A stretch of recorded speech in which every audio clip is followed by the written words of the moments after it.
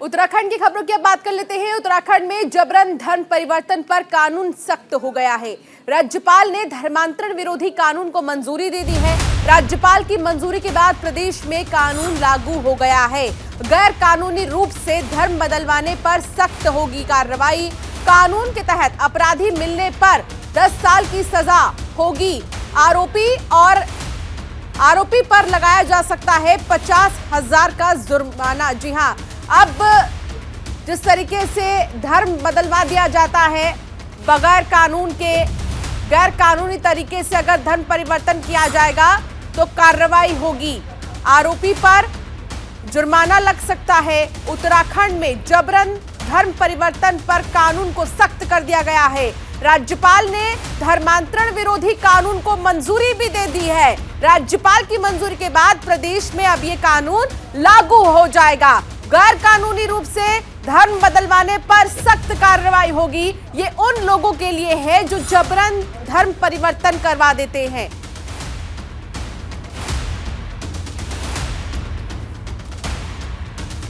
तो धर्म परिवर्तन को लेकर कानून बनाया गया है और धर्मांतरण को लेकर क्या कुछ है प्रावधान इस कानून में, ये सबसे पहले आपको समझा देते हैं। जबरन लालच देकर या धोखे से किसी का धर्म परिवर्तन कराना एक जुर्म होगा।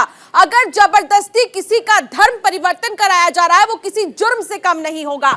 ऐसा करने का दोषी पाए जाने पर 10 साल तक की जो कैद है वो हो सकती है, यानी कि 10 साल तक की सजा, जेल की सजा। नए कानून में 50,000 के जुर्माने का प्रावधान भी रखा गया है। इतना ही नहीं, सिर्फ जेल ही नहीं, 10 साल की सजा तो होगी ही होगी, लेकिन 50,000 का जुर्माना भी होगा।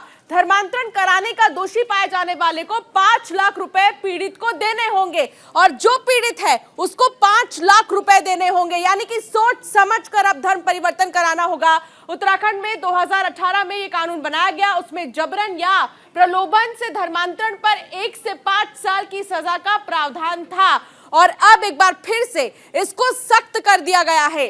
धर्मांतरण विरोधी ये कानून उत्तर प्रदेश से भी ज्यादा सख्त है।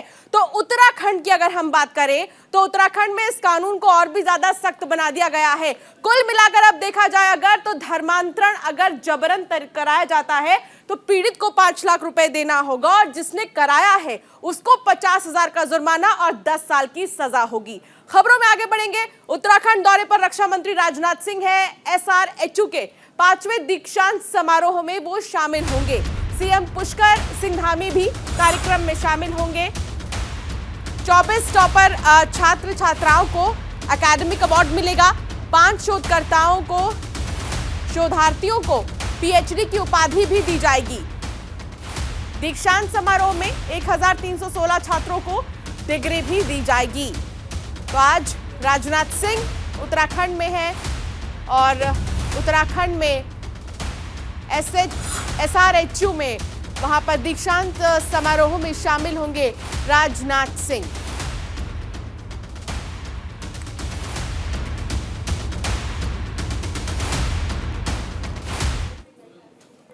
उत्तराखंड में छात्र संघ चुनाव के लिए मतदान जारी है। प्रदेश के सभी डिग्री कॉलेज में डाले जा रहे हैं वोट। लगभग दोपहर 1:30 बजे तक ये वोट डाले जाएंगे। काउंटिंग के बाद देर शाम घोषित होंगे नतीजे।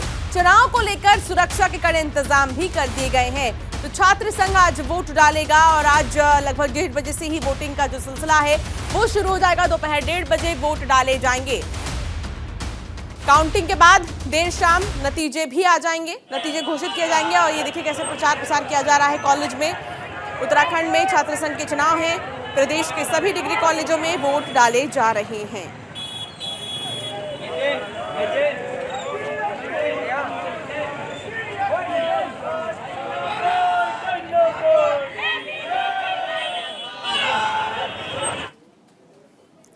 धर्मनगरी हरिद्वार में रोजाना लाखों की संख्या में श्रद्धालु पहुंचते हैं। ऐसे में सरकार ने कोविड-19 को लेकर SOP भी जारी कर दी है, जिसके बाद जिला प्रशासन ने लोगों से अपील की है कि ज्यादा भीड़भाड़ वाले इलाकों में ना जाएं और अगर जाएं तो मास्क और सैनिटाइजर का उपयोग करें। साथ ही जिन लोगों को खांसी, जुकाम या बुखार की शिकायत है वो लोग RT-PCR टेस्ट जरूर कराएं।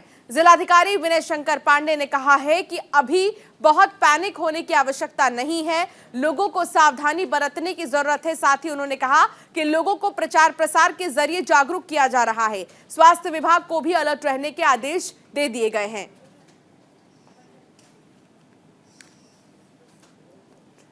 SDMA की तरफ से एक जारी हुआ है और उसी के क्रम में डिस्ट्रिक्ट डिजास्टर मैनेजमेंट अथॉरिटी की तरफ से भी हम लोगों ने एक आदेश जारी किया है। अभी बहुत पैनिक होने की आवश्यकता नहीं है, लेकिन हमको अब स्वयं पर आप नियंत्रण रखने की ज़रूरत है। जैसे हम भीड़ भाड़ वाले स्थानों में जाने से बचें, अगर जाएं तो वहाँ मास्क का उपयोग करें, सोशल डिस्टेंसिंग का पालन करें, हैंड सैनिटाइज़र का इस्तेमाल करें। तो ये सब हम लोगों ने शुरुआत एक आदेश कर दिया है और इसको धरातल उतरने में मुझे लगता है 2-4 दिन लगेगा। लोगों को प्रचार प्रसार करना पड़ेगा और मैं उम्मीद करता हूं कि इसके बाद लोग इसका विधिवत पालन करें। जो लोग खांसी, जुकाम, हल्के बुखार से पीड़ित होकर हॉस्पिटल में OPDs में आ रहे हैं, उनका अनिवार्य रूप से RT-PCR टेस्ट किया है। नेपाल की तरफ से भारतीय क्षेत्र में पत्थरबाजी का सिलसिला रुकने का नाम नहीं ले रहा है। एक बार फिर पिथौरागढ़ जिले के धारचूला में काली नदी किनारे नेपाल की ओर से पत्थरबाजी की गई है। भारतीय क्षेत्र में चल रहे पुल निर्माण कार्य के दौरान नेपाल से कुछ लोगों ने मजदूरों और वाहनों को निशाना बनाकर पत्थरबाजी की, जिसमें एक डंपर चालक घायल हो गया है। कई वाहनों के शीशे टूट गए हैं। भारतीय सीमा में काम कर रही कंपनी के मैनेजर इंद्रजीत शर्मा ने प्रशासन से सुरक्षा के इंतजाम करने की अपील की है। उन्होंने कहा है कि लगातार हो रही पत्थरबाजी के कारण काम करना मुश्किल हो गया है। इस घटना के बाद भारतीय नागरिकों ने नेपाल प्रशासन के खिलाफ नाराजगी जाहिर की है।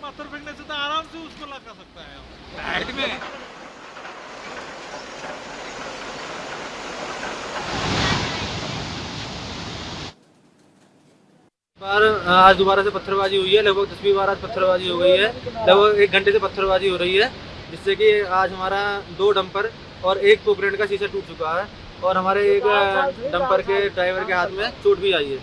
अगर इस तरीके से ही पत्थरबाजी होती रहेगी तो हम इस तरीके से काम भी नहीं कर पाएंगे और हमें प्रशासन से मदद की गुहार है। ऐसे हालात में यदि काम किया जाएगा तो जान का भी खतरा है। गुलेल से भी मार रहे हैं, पत्थर किसी के सर में लगता है तो इस स्थिति में काम घटगाड़ का हो पाना मुश्किल होगा।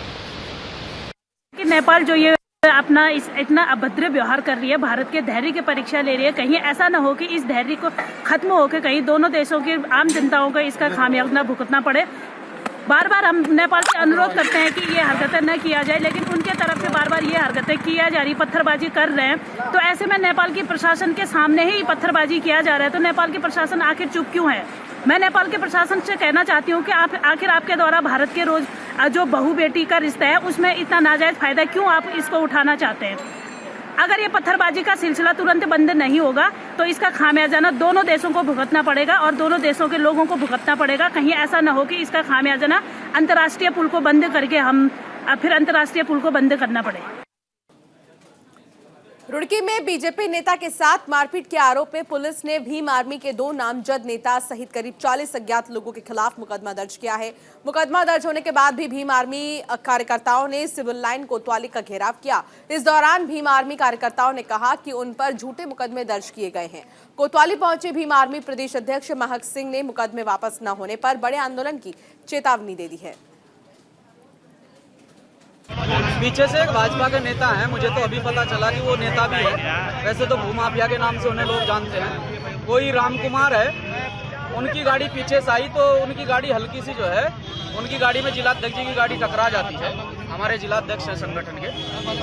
तो उनके जो साथ में रहने वाले हैं, जो उनकी सुरक्षा में रहते हैं, उन्होंने उतरते ही जिलाध्यक्ष के साथ में मारपीट की और मारपीट होने के बाद में इसमें मुकदमा दर्ज हुआ, जिसमें अब तक कोई कार्रवाई नहीं हुई है। कल फिर दोबारा उन्होंने घटना को अंजाम दिया और जिलाध्यक्ष के गांव के बाहर जो है जिलाध्यक्ष के ऊपर अपनी गाड़ी चढ़ाने का काम किया है और खुद अपनी गाड़ियों में जो है पत्थर मारकर उसके शीशे तोड़कर हमारे ऊपर झूठा मुकदमा, हमारे जिलाध्यक्ष के ऊपर और हमारे कार्यकर्ताओं के ऊपर झूठा मुकदमा दर्ज कराया है। मुकदमा वापस नहीं लिया जाता है तो हम जो है यहाँ कोतवाली के अंदर धरने पर बैठेंगे। हरिद्वार जिले के रुड़की और आसपास के इलाकों में अस्पतालों के सामने अनियमितताओं की शिकायत पर सीएमओ हरिद्वार के निर्देश पर स्वास्थ्य विभाग की टीम पिरान कलियर स्थित बेटपुर चौक पहुंची और वहां मौजूद अस्पतालों का औचक निरीक्षण भी किया गया। इस दौरान 2 अस्पतालों में खामियां मिलने पर उन अस्पतालों को सील कर दिया गया है, जबकि कई अस्पतालों को चेतावनी दी गई। बता दें कि कुछ दिन पहले पिरान कलियर बेड़पुर चौक स्थित कबीर हॉस्पिटल में एक गर्भवती महिला के इलाज के दौरान मौत हो गई थी, जिसके बाद मृतका के परिजनों ने सीएमओ हरिद्वार सहित पुलिस प्रशासन से कार्रवाई की मांग की, जिसके बाद स्वास्थ्य विभाग की टीम ने इस कार्रवाई को अंजाम दिया। सीएमओ साहब के निर्देशानुसार जिले में कहीं अनियमितता पाई जा रही है। एक मरीज की डेथ हो गई, उसमें जनरल जांच की जा रही है संयुक्त टीम के द्वारा। मैं डॉक्टर अनिल वर्मा और डॉक्टर आर के सिंह एडिशनल सीएमओ हम लोग जांच कर रहे हैं कि किस किस डॉक्टर्स के आपके पास क्या क्या सर्टिफिकेट है, कौन डॉक्टर अवेलेबल है, कौन किस पैथी में कार्य कर रहा है। हमने होली फैमिली आस्था और ये आपका फैमिली लाइफ केयर जाँच की और कबीर भी किया। इसमें से दो अस्पतालों के संतोषजनक रिपोर्ट पाई गई, जिसको हम लोग अभी उनको वार्निंग दे रहे हैं, बंद कर दिया। और 2 के कार्य ठीक पाए गए तो उनको। हरिद्वार में जिलाधिकारी विनय शंकर पांडे की अध्यक्षता में कैंप कार्यालय रोशनाबाद में जल जीवन मिशन योजना की समीक्षा बैठक हुई। इस दौरान जिलाधिकारी ने जल जीवन मिशन के तहत अब तक हुए कार्यों की समीक्षा भी की है। डीएम विनय शंकर पांडे ने अधिकारियों को आगामी 20 जनवरी तक 70% कार्य को पूरा करने का निर्देश दिया है।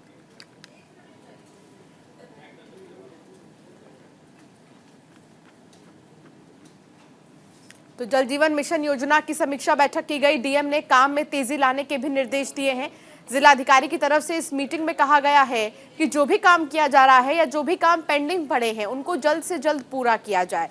जल जीवन मिशन योजना में जल हर घर नल योजना को भी इंक्लूड किया जा रहा है और हरिद्वार में जिस तरीके से इस योजना को बढ़ चढ़कर बढ़ावा देने की बात की जा रही है, उसमें डीएम की तरफ से निर्देश दिए गए हैं कि जो भी रुके हुए काम हैं उनमें तेजी लाई जाए और जो पेंडिंग काम है उन्हें फौरन पूरा किया जाए। तो जिलाधिकारी ने यह समीक्षा बैठक की है, तमाम विभागों के जो प्रमुख हैं उनके साथ बैठकर ये मीटिंग ली है, उनसे फीडबैक लिया है और साथ ही उनको निर्देश जारी किए हैं।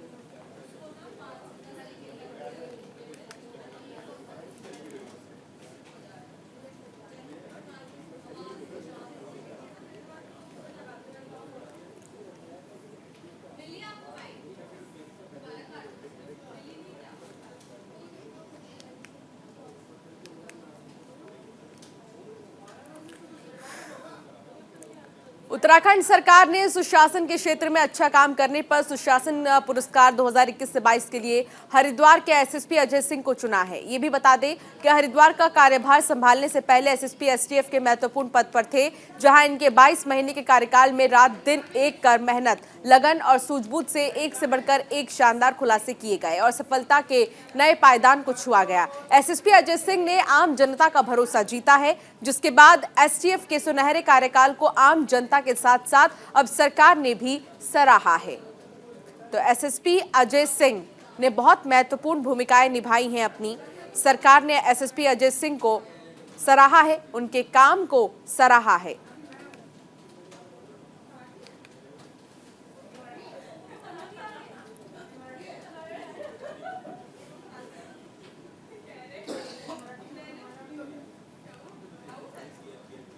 और फिलहाल इस बुलेटिन में इतना ही। आप बने रहिए न्यूज़ इंडिया के साथ।